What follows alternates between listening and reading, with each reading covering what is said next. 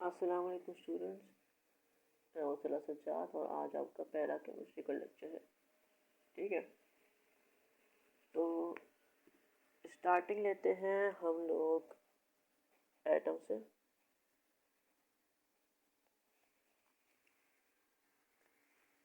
Atom matter का सबसे smallest part है जो किसी केमिकल रिएक्शन में हिस्सा ले सकता है।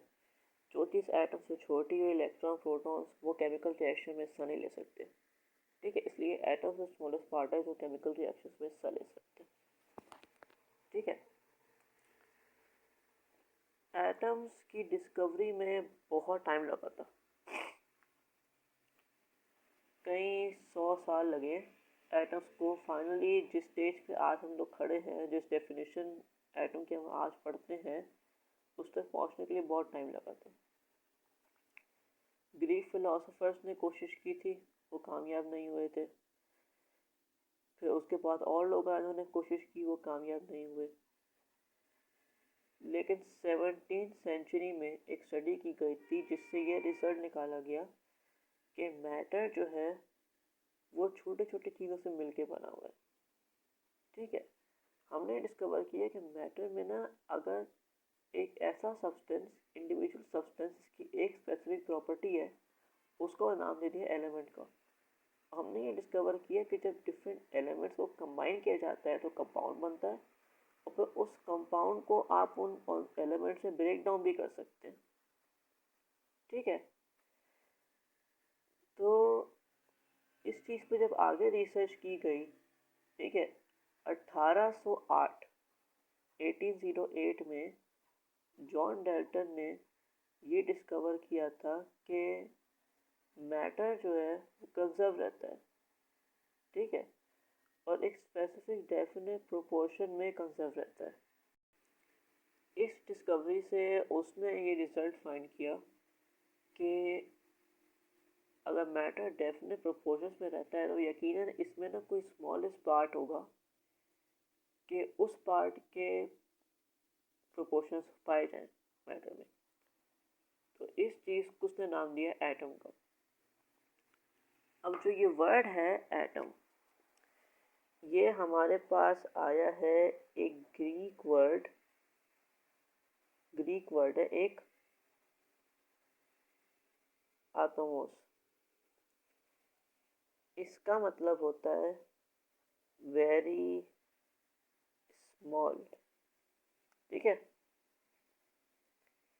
एटम का वर्ड जो है वो यहाँ से ओरिजिनेट हुआ है। ठीक है, ये नाम दिया था उसको एक ग्रीक फिलोसोफर ने, उसका नाम था डेमोक्राइटस। ठीक है, डेमोक्राइटस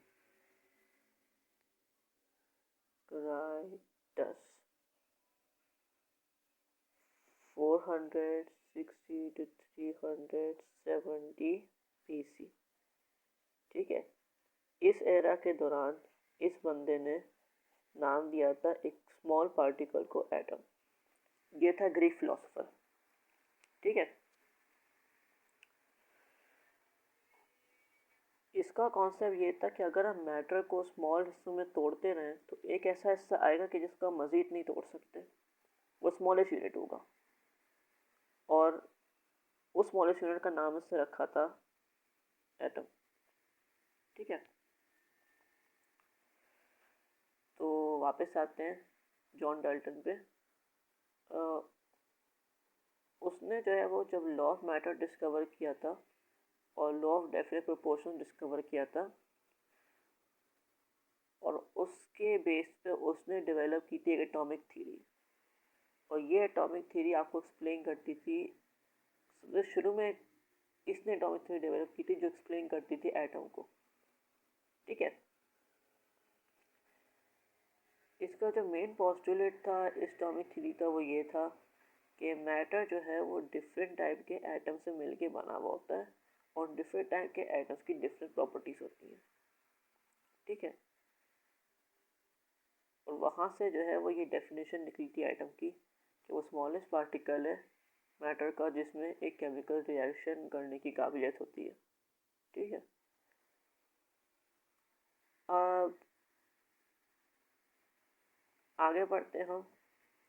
ठीक है, अगर हम इस चीज़ पे डिस्कशन करें कि एटम वाकई में स्मॉलेस्ट पार्टिकल है तो नहीं, उसके अलावा बहुत स्मॉलेस्ट पार्टिकल्स हैं, ठीक है, जो एटम के अंदर पाए जाते हैं। अब इन स्मॉलेस्ट पार्टिकल्स में केमिकल रिएक्शन करने की काबिलियत नहीं होती। ठीक है, सिर्फ एटम में होती है केमिकल रिएक्शन करने की काबिलियत। स्मॉलेस्ट पार्टिकल जो केमिकल रिएक्शन कर सकता है वो एटम है। अब अगर हम एटम की एविडेंस की बात करें कि चलो ठीक है एटम है, लेकिन हमें पता कैसे चलेगा कि एटम है? ठीक है, यानी हम उसे देख तो नहीं सकते, वो बहुत छोटा होता है। तो उस पर ये बात है कि हमने आज तक एटम को देखा नहीं है, क्योंकि वो इतना छोटा होता है ना कि लाइट की जो वेव लेंथ है वो उससे भी छोटा होता है। इस वजह से ना कोई लाइट उससे रिफ्लेक्ट नहीं होती। विजिबल लाइट हम देख सकते हैं, वो एटम का साइज उस विजिबल लाइट की वेवलेंथ से भी छोटा होता है। इसी वजह से हम एटम को नहीं देख सकते। ठीक है, एटम का जो साइज होता है वो छोटा होता है विजिबल लाइट की वेवलेंथ से, और इसी वजह से हम एटम को एक माइक्रोस्कोप से नहीं देख सकते, क्योंकि माइक्रोस्कोप जो है वो यूज़ करता है लाइट को। ठीक है, तो माइक्रोस्कोप की लाइट जो है वो एटम को डिटेल से शो नहीं कर सकती, हमें कुछ नज़र ही नहीं आएगा उसमें। ठीक है, क्योंकि अगर एटम इतना सा है ना, तो ये देखिए ये एटम है, ठीक है, तो वो लाइट जो है वो बड़ी होती है। ठीक है, अब ये लाइट इससे रिफ्लेक्ट नहीं करती, वो यहाँ चली जाती है, यहाँ चली जाती है, ये चली जाती है। ठीक है, एक लाइट भी रिफ्लेक्ट कर जाती है, तो जो एक लाइट भी रिफ्लेक्ट करती है उसमें इतनी इन्फॉर्मेशन नहीं होती कि हम एक वाज़ेह तस्वीर बना सकें एटम की।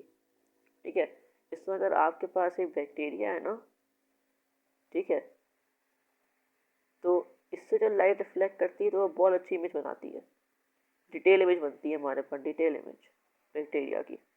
ठीक है, लेकिन एटम बहुत छोटा होता है, उसकी ऐसी डिटेल इमेज बनती नहीं है कि हमको इससे कुछ प्रूफ कर सके कि ये क्या है, ये क्या चीज़ है। ठीक है, तो हमने ना उसका ना एक डिफरेंट मेथड फाइंड किया एटम को देखने का। ठीक है, इसके लिए हमने स्टार्ट किया था यूज़ करना एक इलेक्ट्रॉन माइक्रोस्कोप। क्योंकि जो इलेक्ट्रॉन माइक्रोस्कोप होता है ना, उसमें जो आपके पास इलेक्ट्रॉन की वेव लेंथ होती है, ठीक है, वो विजिबल लाइट की वेव लेंथ से छोटी होती है। सॉरी, वो विजिबल लाइट वो इलेक्ट्रॉन की जो वेवलेंथ होती है ना, वो एटम से छोटी होती है, और टर्न वो विजिबल लाइट की वेवलेंथ से भी छोटी होती है। ठीक है, इस वजह से हम जब इलेक्ट्रॉन बीम का यूज़ करते हैं तो उससे वो एटम से जितनी रिफ्लेक्शन मिलती है हमें, उससे ना हमें एक ऐसी इमेज मिल सकती है कि हम उससे थोड़ी बहुत डिटेल्स फाइंड कर सकें। यानी विजिबल लाइट से काफ़ी बेहतर है कि हम इलेक्ट्रॉन बीम यूज़ करें। तो इलेक्ट्रॉन बीम के यूज़ करके हमें एटम्स की क्लियर पिक्चर तो नहीं मिली है, लेकिन ना जब हमने इलेक्ट्रॉन बीम यूज़ की थी उस पर ग्रेफाइट पे, तो उस पर ना हमें ये लेयर नज़र आई थी। तो हमने उस लेयर्स को देख कर रिज़ल्ट ये फाइंड किया कि ये जो लेयर्स हैं ये छोटे छोटे पार्टिकल्स एटम से बनी हुई हैं। ठीक है, और ये कौन से एटम्स हैं? ये आपके पास कार्बन के एटम्स हैं।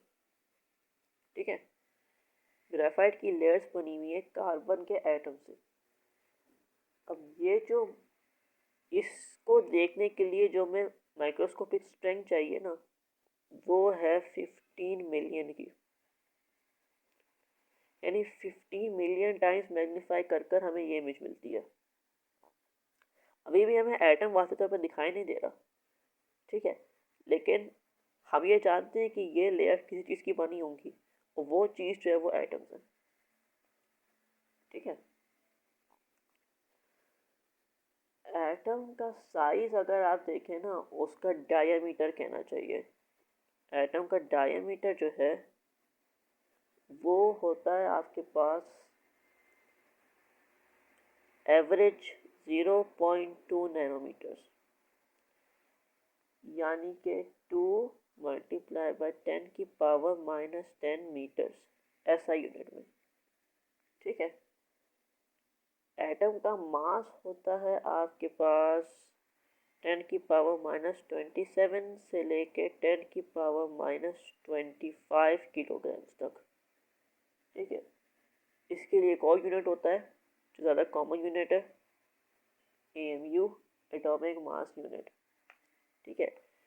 और 1 AMU जो है वो इक्वल होता है 1.661 मल्टीप्लाइड बाय 10 की पावर -27 किलोग्राम्स के, ठीक है। 10 की पावर -27 किलोग्राम्स। अब ये एटम का साइज इतना छोटा होता है कि अगर मैं एक फुल स्टॉप बनाऊँ ना, ये आपको दिखाई दे रहा होगा, ये छोटा डॉट बनाया मैंने, फुल स्टॉप, ठीक है। इस डॉट के अंदर कुछ 2 मिलियन एटम्स प्रेजेंट है, इस डॉट के अंदर 2 मिलियन एटम्स प्रेजेंट है। इतना छोटा होता है एटम, इतना छोटा होता है। तो एटम्स की बहुत बात हो गई। अब हम पढ़ते हैं कि अगर हम एटम्स को कंबाइन करेंगे तो क्या होगा। अगर हम एटम्स को कंबाइन करेंगे तो हमारे पास फॉर्म होते हैं मॉलिक्यूल्स, ठीक है। एटम्स को कंबाइन करने से फॉर्म होते हैं हमारे पास मॉलिक्यूल्स। अगर आपके पास एक मॉलिक्यूल में एक एटम हो, जो पॉसिबल है कि एक मॉलिक्यूल में आपके पास एक एटम हो, तो उसको हम कहते हैं मोनोएटॉमिक, ठीक है, मोनो यानी कि 1। अगर आपके पास 2 एटम्स हो तो उसको हम कहेंगे डायटॉमिक, डाई यानी 2, डाई का मतलब, मोनो का मतलब 1, डाई का मतलब 2। आपके पास 3 हो उसको हम कहेंगे ट्राई एटॉमिक, ट्राई मतलब 3, ठीक है, एंड सो ऑन। तो एटम से कंबाइन करके फॉर्म होते हैं मॉलिक्यूल्स। अब एक अकेले एटम से मॉलिक्यूल फॉर्म हो जाता है अगर आपके पास वो ऐसा एटम है कि वो रिएक्शन नहीं कर सकता। फॉर एग्जांपल अगर आपके पास नोबल गैसेस हैं तो नोबल गैसेस जो है वो रिएक्शन नहीं करती, ठीक है।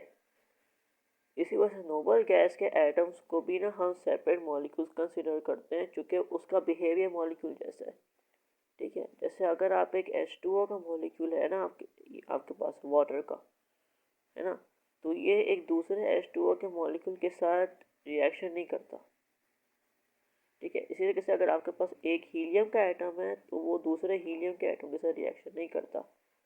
तो इनका बिहेवियर जो है ना वो सेपरेट मॉलिक्यूल्स की तरह होता है। इसी वजह से हम इन्हें कंसीडर करते हैं कि ये मॉलिक्यूल्स हैं जिनके पास एक एटम है, तभी ये होते हैं हमारे पास मोनो एटॉमिक मॉलिक्यूल्स, ठीक है। अब डायटोमिक की बात कर लो। डायटोमिक आपके पास बहुत सी एग्जांपल्स हैं। O2 ऑक्सीजन का मॉलिक्यूल डायटोमिक है, इसमें 2 आइटम्स हैं। H2 इसमें भी 2 हैं, ठीक है। इसी तरीके से N2 नाइट्रोजन का, इसमें भी 2 हैं। 3 की बात करें तो 3 में आपके पास एक तो H2 आ जाता है, ठीक है, आपके पास कार्बन डाइऑक्साइड है। तो जब आप कंबाइन करते हैं एटम्स को, सेम एटम्स को, तो जो मॉलिक्यूल्स फॉर्म होते हैं ना वो सेम एटम्स के फॉर्म होते हैं। और जब आप डिफरेंट एटम्स से कंबाइन करते हैं तो मॉलिक्यूल्स फॉर्म होते हैं वो डिफरेंट एटम्स के होते हैं, ठीक है। इसकी मज़ीद एग्जांपल भी दे सकते हैं, जैसे कि HCl, इसमें डिफरेंट आइटम्स है आपके पास, ठीक है। NH3, इसमें आपके पास डिफरेंट आइटम्स हैं, ठीक है। अब मॉलिक्यूल्स का जो साइज होता है वो जनरली एटम से बड़ा होता है, इस केस में नहीं, ये डिफरेंट है, लेकिन जनरली मॉलिक्यूल्स का साइज एटम से बड़ा होता है। तो ज़ाहिर सी बात है, अगर आपके पास एक एटम है उसमें हम एक और एटम ऐड कर दें तो साइज बड़ा हो जाएगा उसका, ठीक है। तो इस चीज़ के हिसाब से मॉलिक्यूल्स का साइज एटम से बड़ा होता है। ज़्यादा साइज में चेंज नहीं आता, तो फिर भी काफ़ी छोटा ही रहता है, हम उसको माइक्रोस्कोप से नहीं देख सकते, लेकिन इतना फ़र्क पड़ता है कि हम कह सकते हैं कि साइज में थोड़ा बहुत चेंज तो आया ही है। अब कुछ मॉलिक्यूल्स ऐसे होते हैं जिनका साइज ज़्यादा छोटा होता है, यानी उतना फ़र्क नहीं पड़ता। जैसे आपके पास H2 मॉलिक्यूल का साइज़ है ना, तो इसका साइज इतना बड़ा नहीं होता, यानी H2 मॉलिक्यूल का साइज और एक अकेले हाइड्रोजन एटम के साइज में ज़्यादा फ़र्क नहीं है, ठीक है। लेकिन आपके पास कुछ एटम, कुछ मॉलिक्यूल्स होते हैं, आपके पास जिनके साइजेस वाकई में बहुत बड़े होते हैं, ठीक है। फॉर एग्जाम्पल, आपने इसका नाम सुना होगा, हीमोग्लोबिन, ठीक है।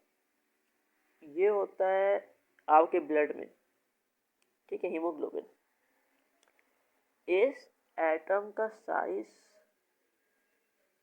इतना बड़ा होता है कि ये इसका इसका एक मॉलिक्यूल जो है ना, उसमें 1000 एटम्स होते हैं, 1000 एटम्स इसके एक मॉलिक्यूल में। इसका साइज जो है ना, वो एक नॉर्मल हाइड्रोजन एटम के मुकाबले में 68,000 टाइम्स ज़्यादा होता है, ठीक है। इतना बड़ा डिफरेंस है दोनों में, इतना बड़ा डिफरेंस है। तो कुछ मॉलिक्यूल्स जो हैं वो वाकई में बहुत बड़े होते हैं, ठीक है। अब हम एक और टॉपिक को डिस्कस करते हैं, और वो है टॉपिक हमारे पास आइंस का, ठीक है। आइंस में क्या होता है कि अगर आपके पास एक एटम है, ठीक है, फॉर एग्जांपल आपके पास एक हाइड्रोजन एटम है, तो हाइड्रोजन एटम में क्या होता है, एक आपके पास न्यूक्लियस है और एक आपके पास इलेक्ट्रॉन है, ठीक है। अब अगर मैं इस इलेक्ट्रॉन को यहाँ से हटा दूँ तो बस अब एक न्यूक्लियस रह जाएगा, ठीक है। अब नॉर्मली क्या होता है कि इसका चार्ज होता है +1 और इसका चार्ज होता है -1, तो ये दूसरे को कैंसिल कर देते हैं। लेकिन अगर मैं इलेक्ट्रॉन को हटा दूँ तो अब इसमें चार्ज कौन सा आ गया, +1। अब इसकी चार्ज बैलेंस होने की वजह से ना इस पे ना एक नेट चार्ज आ गया। अब ये एक एटम नहीं रहा, अब ये बन गया है एक आयन, ठीक है। इसी तरीके से अगर मैं इसमें एक और इलेक्ट्रॉन ऐड कर दूँ तो अब इसमें -2 हो गया है और ये +1 है, ठीक है। तो इसका जो नेट चार्ज हो जाएगा हमारे पास -1 हो जाएगा। अब इसमें नेट चार्ज चेंज हो गया है, अब ये एटम से बन गया है एक आयन। तो अगर आपके पास कोई ऐसी चीज़ होती है जिस पर कोई चार्ज होता है तो उसको हम कहते हैं आयन। चार्ज पॉजिटिव हो नेगेटिव हो उससे फ़र्क नहीं पड़ता, वो कहलाता है आयन, ठीक है। आयन आमतौर पर तब बनता है जब आपके पास इलेक्ट्रॉन की लेन देन होती है, ठीक है। फॉर एग्जांपल, एक तो एग्जांपल ये हाइड्रोजन की हो गई, ठीक है। इसी तरीके से अगर और एग्जांपल्स को हम स्टडी करें, जैसे आपके पास सोडियम है, ठीक है। सोडियम के पास होते हैं आपके पास सोडियम के पास होते हैं इलेक्ट्रॉन्स बहुत सारे, ठीक है। अगर में से मैं एक इलेक्ट्रॉन को निकाल दूँ, माइनस कर दूँ, ठीक है, तो मेरे पास आ जाएगा सोडियम +1। ये है एटम, ये है आयन। इस तरीके से अगर मेरे पास क्लोरीन का एटम है उसमें मैं एक इलेक्ट्रॉन ऐड कर दूँ तो ये हो गया Cl-1, ये था एटम और ये है आइन। ठीक है, तो इलेक्ट्रॉन्स जब एटम से निकाल जाते सब्ट्रैक्ट करते हैं, एटम से इलेक्ट्रॉन निकाल देते हैं तो उस पर चार्ज होता है +1, और +1 चार्ज वाले को हम कहते हैं कैटाइन। ठीक है, और जब आप एक एटम में इलेक्ट्रॉन ऐड कर देते हैं तो उसमें आता है नेगेटिव चार्ज, और इसको हम कहते हैं एनाइन। ठीक है, क्योंकि इसमें जो जब एटम के पास इलेक्ट्रॉन्स होते हैं ना, है ना, और प्रोटॉन्स होते हैं उसके पास, तो जो नंबर ऑफ इलेक्ट्रॉन्स है वो नंबर ऑफ प्रोटॉन्स के बराबर होते हैं। इलेक्ट्रॉन कितने आपके पास 4 है, नंबर ऑफ प्रोटॉन्स कितने आपके पास 4 है। ठीक है, इनका चार्ज होता है -1, इनका होता है +1। 4 है तो -4 हो जाएगा, और ये आपके पास 4 है तो ये हो जाएगा +4। अब +4 -4 कैंसिल हो जाएगी, नेट चार्ज होगा आपके पास 0। ठीक है, लेकिन अगर आप इसमें एक एक्स्ट्रा इलेक्ट्रॉन को ऐड कर देंगे ना, और ये हो गया आपके पास 5, अब बचा आपके पास -1। इसी वजह से जब आप एटम के इलेक्ट्रॉन ऐड करते हैं तो आपके पास आता है चार्ज माइनस का। ठीक है, सिमिलरली अगर आप इसमें से एक इलेक्ट्रॉन को निकाल दें तो ये तो +4 ही है, लेकिन ये हो गया -3, नेट चार्ज क्या बचा आपके पास +1। तो जब आप एटम में से इलेक्ट्रॉन को निकाल देते हैं तो आपके पास चार्ज बच जाता है पॉजिटिव। ठीक है, इलेक्ट्रॉन निकाल देंगे तो आगे बचेगा चार्ज पॉजिटिव +1। ठीक है, और ज़रूरी नहीं है कि आप एक एटम को एक इलेक्ट्रॉन को निकालें या एक इलेक्ट्रॉन को ऐड करें, आप चाहें तो आप 2 इलेक्ट्रॉन को भी निकाल सकते हैं। ठीक है, जैसे मैग्नीशियम में होता है तो मैग्नीशियम बच जाता है आपके पास चार्ज +2। जैसे ऑक्सीजन में होता है तो ऑक्सीजन में आपके पास इलेक्ट्रॉन ऐड होते हैं 2, ऑक्सीजन में चार्ज जाता है आपके पास -2। ठीक है, इस चीज़ को ना आप ऐसे भी लिख सकते हैं, आगे पीछे कर से +2 लिखें 2+ लिखें, इससे फ़र्क नहीं पड़ता। ठीक है, इस तरह भी आप इसको कर सकते हैं। ठीक है, तो ये होते हैं आइंस। अब हम आगे बढ़ते हैं। अब जब इलेक्ट्रॉन निकालते हैं या ऐड करते हैं तो उससे ना एटम्स में एनर्जी में भी चेंज आता है। ठीक है, जब आप एक एटम में इलेक्ट्रॉन को ऐड करते हैं ना, यानी जब आप एक एनाइन फॉर्म करते हैं तो उसमें आपके पास एनर्जी जो है एटम में से वो रिलीज होती है। ठीक है, इसी तरीके से जब आप इलेक्ट्रॉन निकालेंगे तो उसमें एनर्जी एटम में ऐड हो जाएगी। ठीक है, तो जब आप कैटाइन फॉर्म करेंगे तो आपके पास एनर्जी एब्जॉर्ब हो जाएगी एटम में। ठीक है, वो एनर्जी एब्जॉर्ब इसलिए होती है क्योंकि एटम में इलेक्ट्रॉन निकलता नहीं है, उसके लिए ना आपको ना उसमें वोल्टेज प्रोवाइड करना होता है उसको। ठीक है, जब आप करंट पास करते हैं एटम से, जब आप उसको वोल्टेज प्रोवाइड करते हैं ना, तो वो वोल्टेज जो है ना वो इलेक्ट्रॉन को निकाल देता है बाहर। वोल्टेज की वजह से इलेक्ट्रॉन बाहर निकल जाता है, तो आपके पास इलेक्ट्रॉन कम हो जाता है एटम में। तो इसी तरीके से जब आपको इलेक्ट्रॉन ऐड करना होता है तो उसका प्रोसेस ऐसे ही होता है। ठीक है, उसमें भी आप वोल्टेज पास करते हैं तो एटम जो है वो इलेक्ट्रॉन को अब्जॉर्ब कर देता है। ठीक है, अब ज़रूरी नहीं है कि जो आइंस है वो सब एटम्स हो, आपके पास ऐसे आइंस भी पाए जाते हैं जैसे सल्फेट आइन। एक सल्फर है, 4 ऑक्सीजन है, और इसका नेट चार्ज होता है -2। इसी तरीके से आपके पास होता है कार्बोनेट आइन, नेट चार्ज होता है -2। तो इन आइंस में आपके पास डिफरेंट एटम्स होते हैं, वो कंबाइन होते हैं, आपके पास बनते हैं आइंस। ठीक है, ऐसे एक और एग्जांपल है एमोनियम आइन NH4, ये होता है आपके पास +1 चार्ज वाला। ठीक है, ऐसे ही बहुत सारे आइंस होते हैं जिसमें आपके पास डिफरेंट एटम्स कंबाइन होते हैं। इससे लेकिन कोई फ़र्क नहीं पड़ता, इनका चार्ज से डिफरेंस होता है, वरना इनसे कोई डिफरेंस फ़र्क नहीं पड़ता। ठीक है, फॉर एग्जांपल जब आपके पास डिफरेंट आइंस कंबाइन होते हैं तो आपके पास बनते हैं मॉलिक्यूल्स। जैसे अगर मेरे पास सोडियम +1 आयन है ना, और वो कंबाइन हो रहा है क्लोरीन -1 आयन से, तो आपके पास बनेगा सोडियम क्लोराइड NaCl। इसको हम कहते हैं टेबल सॉल्ट। जो आपके घर में नमक होता है ना, ये वो है NaCl, सोडियम क्लोराइड। ठीक है, इसी तरीके से अगर मैं सोडियम की जगह, चूँकि सोडियम का +1 है ना, अगर मैं सोडियम की जगह एमोनियम यूज़ कर लूँ, एमोनियम आयन यूज़ कर लूँ, तो मेरे पास बन जाएगा एमोनियम क्लोराइड। ठीक है, इसी तरीके से मेरे पास और भी कॉम्बिनेशंस हैं।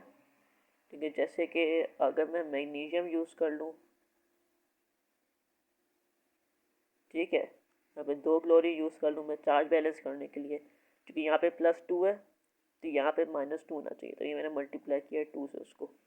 मेरे पास से बन जाएगा MgCl2 मैग्नीशियम क्लोराइड। इसी तरीके से अगर मैग्नीशियम की जगह कुछ और, अगर मैं क्लोरीन की जगह कुछ और यूज़ कर लूँ, जैसे कि अगर मैं यूज़ कर लूँ कार्बोनेट, तो मेरे पास बन जाएगा मैग्नीशियम कार्बोनेट।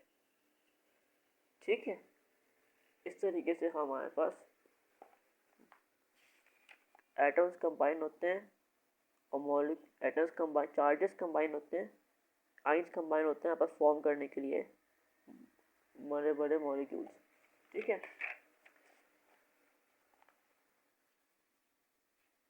अब जब एटम्स इलेक्ट्रॉन्स लूज करते हैं या गेन करते हैं तो यहाँ पर आइंस फॉर्म होते हैं। ठीक है, इसी तरीके से जब जो कॉम्प्लेक्स आइंस होते हैं ना, बड़े आइंस जो होते हैं, जैसे कि जैसे हमने डिस्कस किया है सल्फेट आइन, इस तरीके से कार्बोनेट आइन वगैरह। ठीक है, ये फॉर्म तब होते हैं जब आपके पास ना एटम्स में ना कुछ आगे पीछे छेड़छाड़ होती है। ठीक है, जैसे कार्बन डाइऑक्साइड आपके पास होता है सिंपल, न्यूट्रल, इसमें कोई चार्ज नहीं है। ठीक है, अब ऑक्सीजन जो है ना, अगर आप उसमें से 2 इलेक्ट्रॉन निकाल दें तो ऑक्सीजन ये बन जाएगा O-2। ठीक है, ये है ऑक्सीजन का आयन। अब अगर ये आयन और कार्बन डाइऑक्साइड कंबाइन हो जाए ना, तो आपके पास फॉर्म होता है कार्बोनेट आयन। ठीक है, ये कंबाइन हो तो आपके पास ये फॉर्म होता है। ठीक है, इसी तरीके से आपके पास और भी एग्जाम्पल्स होती हैं। जैसे अगर हम एमोनियम आयन की बात कर लें, NH4+1 की बात कर लें, तो ये फॉर्म होता है हमारे पास, यहाँ पास NH3 होता है, एमोनिया ये न्यूट्रल है, इसमें आपने कंबाइन कर लिया H+1 हाइड्रोजन आयन, तो आपके पास फॉर्म हो जाएगा NH4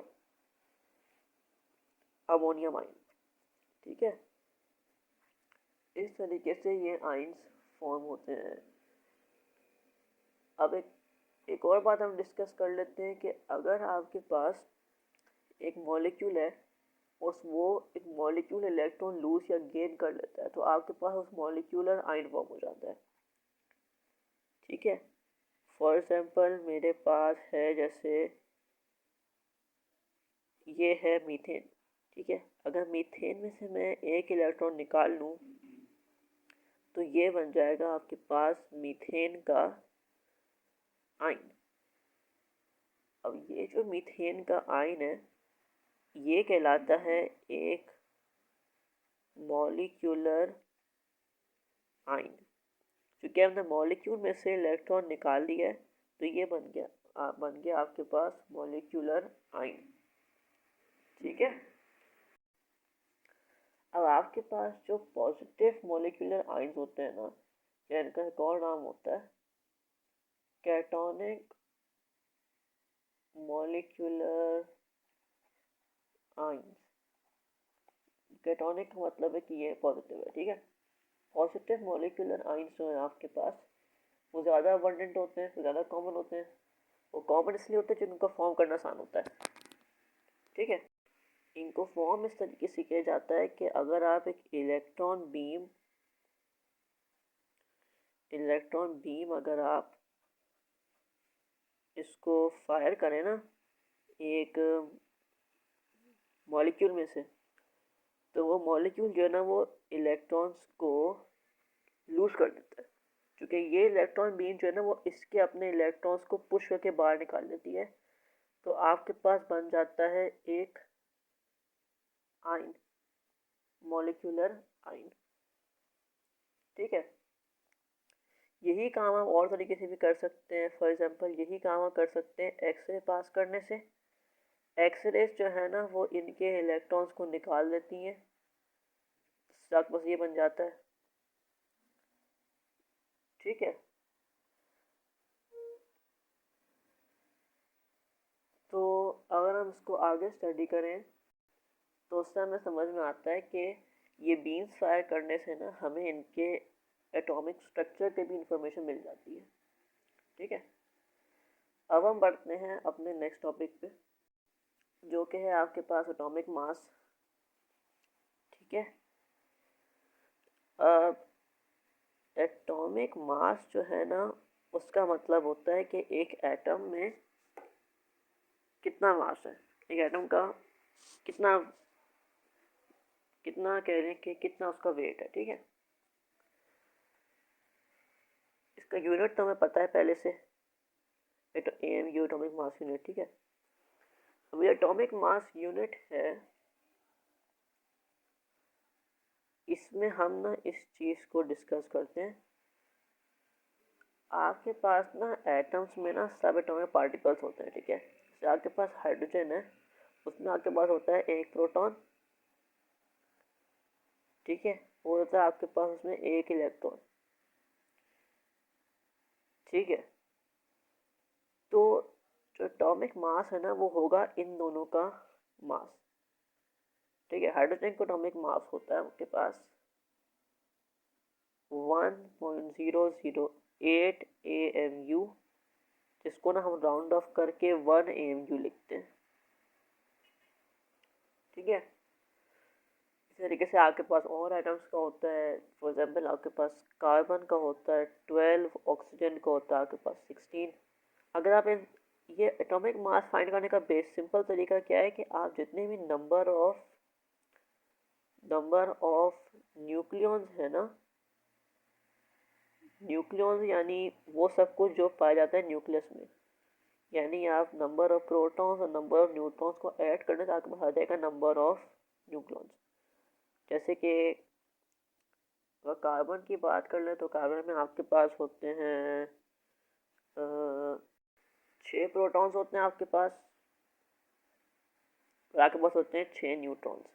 इनको ऐड कर लें तो आपके पास आ जाएंगे 12 न्यूक्लियॉन्स, या कह लें कि 12 एटॉमिक मास यूनिट। ठीक है, इस तरीके से आपके पास डिफरेंट एटॉमिक मास यूनिट्स होते हैं डिफरेंट आइटम्स के। ठीक है, हाइड्रोजन का होता है आपके पास 1, कार्बन का हम देख चुके, ऑक्सीजन का देख चुके हैं। अब जैसे जैसे आपके पास एटम हैवी होता जाता है ना वैसे वैसे उसका जो एटॉमिक मास यूनिट है यानी जो AMU जो उसका वेट है वो बढ़ता जाता है। ठीक है, लाइटेस्ट एटम आपके पास होता है हाइड्रोजन, उसके बाद होता है आपके पास हीलियम। हीलियम का होता है 4, क्योंकि हीलियम में आपके पास प्रोटॉन 2 होते हैं और न्यूट्रॉन आपके पास 2 होते हैं, तो हीलियम का एटॉमिक मास होता है 4। ठीक है, इसमें आपके पास एक और चीज़ होती है, इसको हम कहते हैं एटॉमिक नंबर। एटॉमिक नंबर होता है आपके पास नंबर ऑफ प्रोटॉन्स, इसमें न्यूट्रॉन डिस्कस नहीं करते, सिर्फ नंबर ऑफ प्रोटॉन्स होता है। हाइड्रोजन के पास होता है हाइड्रोजन का एटॉमिक नंबर होता है 1, हीलियम का होता है 2, लिथियम का होता है 3 एंड सो ऑन। ठीक है, एटम्स की जो केमिकल प्रॉपर्टीज होती है ना वो डिपेंड करती हैं उनके एटॉमिक नंबर पे, और जो फिजिकल प्रॉपर्टीज होती हैं वो डिपेंड करती हैं उनके एटॉमिक मास पे। अगर एटम का एटॉमिक मास बढ़ेगा उसकी फिजिकल प्रॉपर्टी चेंज हो जाएगी, अगर एटम का एटॉमिक नंबर बढ़ेगा या कम होगा तो उसकी केमिकल प्रॉपर्टी चेंज हो जाएगी। केमिकल प्रॉपर्टीज डिपेंड करती है एटॉमिक नंबर पे और फिजिकल प्रॉपर्टी डिपेंड करती है आपके पास एटॉमिक मास पे। ठीक है, अब अगर आपके पास ऐसा एटम है कि उसका एटॉमिक नंबर सेम है लेकिन मास एटॉमिक मास से डिफरेंट है, तो ऐसे एटम्स को हम कहते हैं आइसोटोप्स या अनआइसोटोपिक है। आइसोटोप्स वो एटम्स होते हैं जिनका एटॉमिक नंबर सेम होता है, नंबर ऑफ प्रोटॉन सेम होते हैं, लेकिन नंबर ऑफ न्यूट्रॉन जो वो डिफरेंट होते हैं उनके पास। ठीक है, फॉर एग्जांपल हाइड्रोजन के आपके पास होते हैं 3 आइसोटोप्स। एक होता है H11, ठीक है, इसको H11 भी लिखते हैं, ऐसे भी लिखते हैं इसको। ठीक है, ये होता है आपके पास नॉर्मल हाइड्रोजन, ऑर्डिनरी हाइड्रोजन। ठीक है, इस तरीके से आपके पास होता है एक और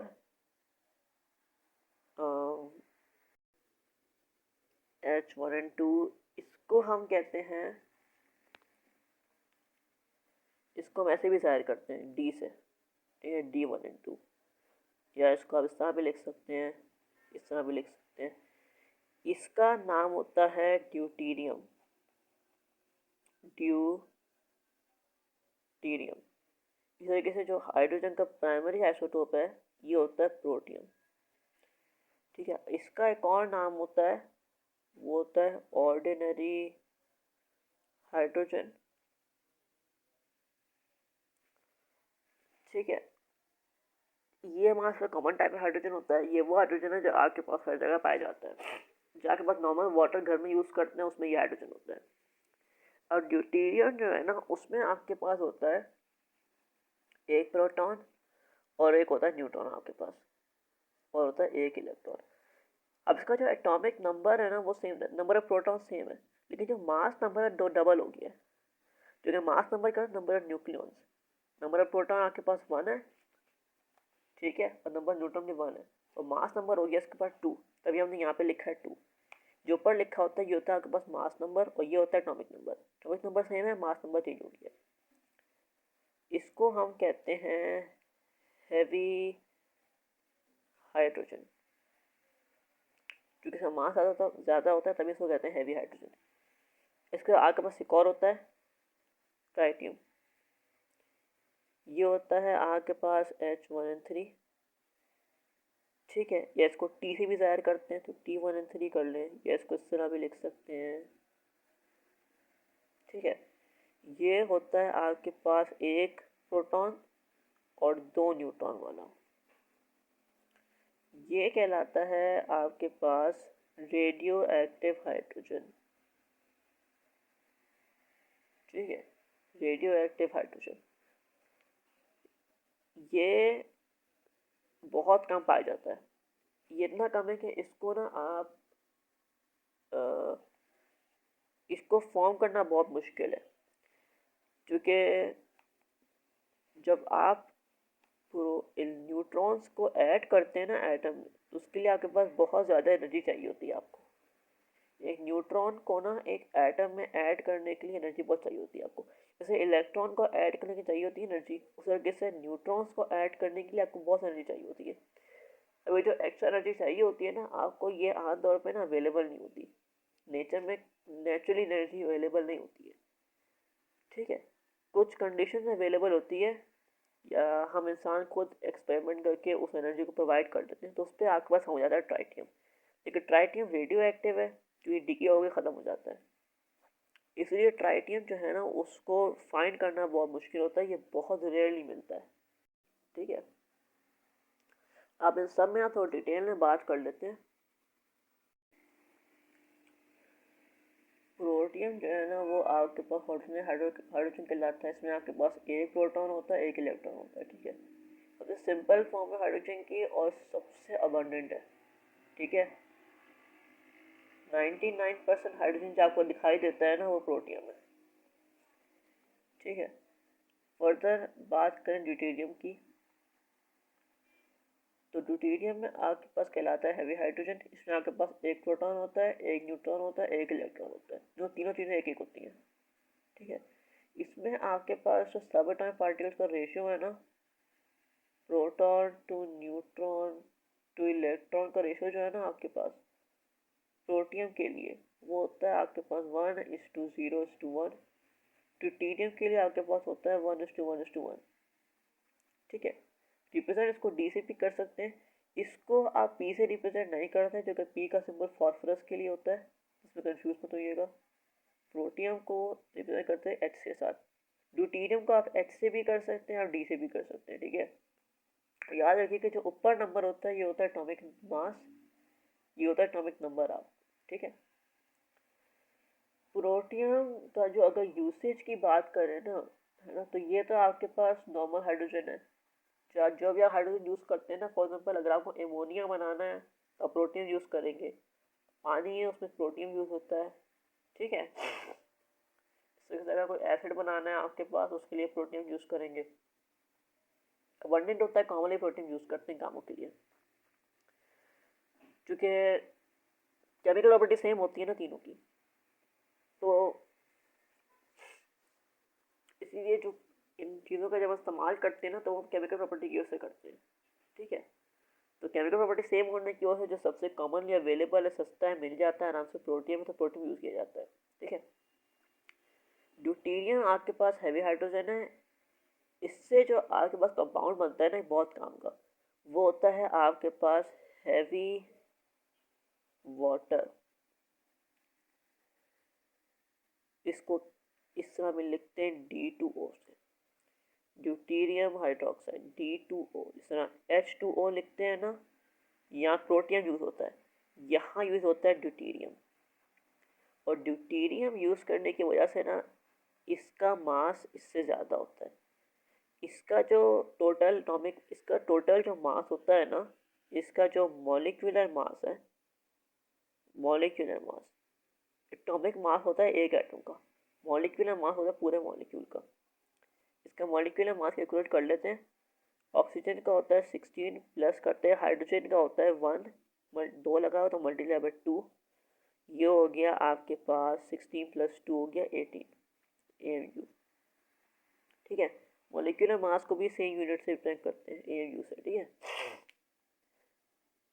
हैवी हाइड्रोजन की बात कर ले D2O की, तो ड्यूटेरियम में के पास होता है एक प्रोटॉन और एक न्यूट्रॉन, तो ऑक्सीजन का 16 ही रहेगा। ड्यूटेरियम में जो आपके पास एटॉमिक मास है ड्यूटेरियम का, वो होता है 2। हाइड्रोजन का 1 होता है जो कि उसमें एक प्रोटॉन है सिर्फ। ड्यूटेरियम का 2 होता है जो कि उसमें प्रोटॉन भी है न्यूट्रॉन भी है। 2 × 2 4, ये हो गया 20 AMU। तो इसके वेट में डिफरेंस होता है, और वेट में डिफरेंस की वजह से ड्यूटेरियम जो है ना, उससे जो वाटर फॉर्म होता है वो होता है हैवी वाटर, भारी वाटर। अब जैसा मैंने कहा है कि जो फिजिकल प्रॉपर्टीज़ होती है ना एलिमेंट्स की, वो डिपेंड करती हैं उनके एटॉमिक मास पे। फिजिकल प्रॉपर्टी डिपेंड करती है एटॉमिक मास पे। ठीक है।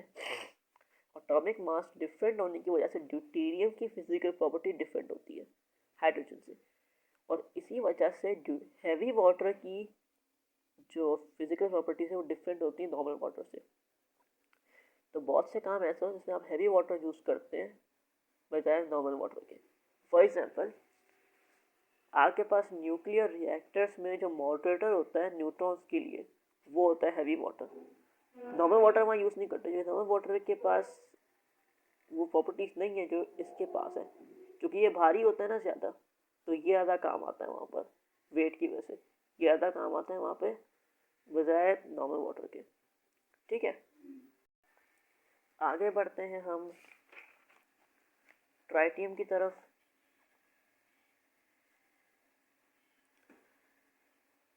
तो ट्राइटियम में आपके पास होता है, सिंबल इसका ये है, इसको टी से भी जाहिर करते हैं। ठीक है।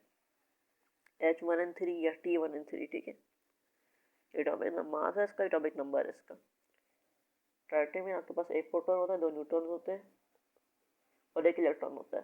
तो ट्राइटियम का रेशियो होता है आपके पास 1:2:1, एक प्रोटॉन, 2 न्यूट्रॉन, 1 इलेक्ट्रॉन। यहाँ के पास रेडियो एक्टिव होता है, रेडियो एक्टिव होता है, जाहिर सी बात है इसकी हाफ लाइफ होती है। इसकी हाफ लाइफ जो है वो आपके पास ऑलमोस्ट आपके पास होती है वो 12.33 ईयर्स। ठीक है, ये आपके पास होता है लीस्ट अबंडेंट। ये इतना लीस्ट अबंडेंट होता है कि ये आपके पास फाइंड करना बहुत मुश्किल होता है। इसको आप नेचुरली फाइंड नहीं कर सकते, नेचुरली फाइंड करना बहुत मुश्किल होता है। इसको लैब्स में आर्टिफिशियली प्रोड्यूस किया जाता है रिसर्च के लिए, क्योंकि इसका एक मकसद है। ये यूज़ होता है रेडियो एक्टिव एलिमेंट्स को ट्रेस करने के लिए। ठीक है, अभी जो आइसोटोप्स हैं ये आपके पास सिर्फ हाइड्रोजन के नहीं होते, ये आपके पास तमाम एलिमेंट्स के होते हैं। ठीक है, आपके पास कार्बन के आइसोटोप्स होते हैं, C12 होते हैं, इसलिए आपके पास C13 पाया जाता है। ठीक है, आपके पास नाइट्रोजन का होता है आइसोटोप 14, नॉर्मल है। आपके पास नाइट्रोजन 15। ठीक है, आपके पास ऑक्सीजन का आइसोटोप्स होते हैं 16, O17, O18 and so on. ठीक है, अब आइसोटोप्स जो है वो तमाम एलिमेंट्स में डिफरेंट नहीं होते। ठीक है, फॉर एग्जांपल आपके पास ये एलिमेंट्स हैं फ्लोरीन और आयोडीन और गोल्ड। इन तीनों के आपके पास एक आइसोटोप होता है। ठीक है, इसीलिए इन तीनों को हम कहते हैं mono isotopic elements. Fluorine, iodine और गोल्ड के पास एक आइसोटोप होता है। ठीक है, इसी तरीके से एलिमेंट्स जो है आपके पास, जो बाकी एलिमेंट्स हैं आपके पास, उनके पास बहुत सारे आइसोटोप्स होते हैं। कुछ के पास 2 होते हैं, कुछ के पास 3 होते हैं, कुछ के पास 4 होते हैं। ऐसे सल्फर के पास 4 आइसोटोप होते हैं आपके पास सल्फर के। ठीक है, सल्फर में आपके पास S32 होता है, 33 होता है, 34 होता है और 36 होता है। सल्फर के 4 आइसोटोप होते हैं। ठीक है, सल्फर के होते हैं 4 आइसोटोप। अब फिलहाल जो है ना वो हमें पता है कि हमारे पास 280 स्टेबल आइसोटोप्स होते हैं। ठीक है, इनमें आपके पास 40 जो है ना वो होते हैं रेडियो एक्टिव, 40 होते हैं रेडियो एक्टिव। और बाकी में कुछ होते हैं अनस्टेबल आइसोटोप्स, वो हैं आपके पास कुछ 300 अनस्टेबल आइसोटोप्स। अनस्टेबल आइसोटोप वो हैं यानी कि वो जनरली डिके हो जाते हैं। तो ये कुछ आइसोटोप ऐसे होते हैं आपके पास जो आपके पास ना हैवी होने की वजह से डिके होते हैं। जैसे हाइड्रोजन जो है ना वो आपके पास डिके नहीं होता, लेकिन ट्राइटियम जो इसी का आइसोटोप है वो डिके हो जाता है। तो ट्राइटियम जो है ना आपके पास रेडियो एक्टिव आइसोटोप है। ठीक है, अभी जो 300 आपके पास अनस्टेबल आइसोटोप्स है ना, इन्हें अनस्टेबल इसलिए कहते हैं क्योंकि ये वैसे ही डिके हो जाते हैं। जैसे आपके पास यूरेनियम है, ये डिके हो जाता है। अगर आपके पास यूरेनियम में कोई आइसोटोप है तो वो भी डिके हो जाएगा। ठीक है, तो आपके पास है अगर यूरेनियम 235 तो ये भी डिके हो जाएगा, यूरेनियम 238 भी डिके हो जाएगा। ठीक है, जितने भी आइसोटोप सारे डिके हो जाएंगे, तो इन्हें हम कहते हैं अनस्टेबल आइसोटोप्स। ओके, अब एक और इंटरेस्टिंग बात इसमें ये है कि जिन एलिमेंट्स के पास ऑड नंबर एटॉमिक नंबर होता है ना, जैसे 3 हो गया या फिर 7 हो गया, 5 हो गया, ऑड नंबर्स में एटॉमिक नंबर होता है ना, उनके आइसोटोप्स कम होते हैं। मोस्ट ऑड नंबर वालों के पास होते हैं 2 आइसोटोप्स मोस्टली। ठीक है, जो इवन नंबर वाले होते हैं ना उनमें ज़्यादातर के पास ना ज़्यादा आइसोटोप्स होते हैं। ठीक है, जैसे सल्फर हो गया, सल्फर में आपके पास 4 आइसोटोप्स हैं। ठीक है, तो जैसे हाइड्रोजन हो गया, ऑक्सीजन हो गया, ऑक्सीजन में आपके पास 3 आइसोटोप्स हैं। ठीक है, ये ना बस एक कॉन्सेप्ट है, प्रॉपर्टी है एक आइसोटोप्स की। ठीक है, मेजॉरिटी आइसोटोप्स जो है ना वो आपके पास अर्थ में नेचुरली पाए जाते हैं, यानी अर्थ की क्रस्ट में। अब ये जो आइसोटोप आपके पास नेचुरली पाए जाते हैं ना, ये मोस्टली वो हैं जिनका जो एटॉमिक नंबर है ना वो मल्टीपल होता है 4 का। जैसे कि ऑक्सीजन हो गया, जैसे कि आपके पास हो गया मैग्नीशियम, ठीक है। सॉरी, एटॉमिक नंबर नहीं, मास नंबर जो है ना वो इनका मास नंबर, वो एटम्स इनके पास ऑड मास नंबर है, वो एटम्स जिनके पास मास नंबर है जो कि 4 का मल्टीपल है, वो आपके पास होते ज़्यादा अबंडेंट अर्थ की क्रस्ट में। तो मैग्नीशियम है, सिलिकॉन है आपके पास इसमें कैडमियम है, आपके पास आयरन है एंड सो ऑन, ठीक है। ये आइसोटोप्स, ये एलिमेंट्स जो है ना वो आपके पास अर्थ की क्रस्ट का 50% हिस्सा बनाते हैं। ये इतने अबंडेंट होते हैं हमारे पास, ठीक है।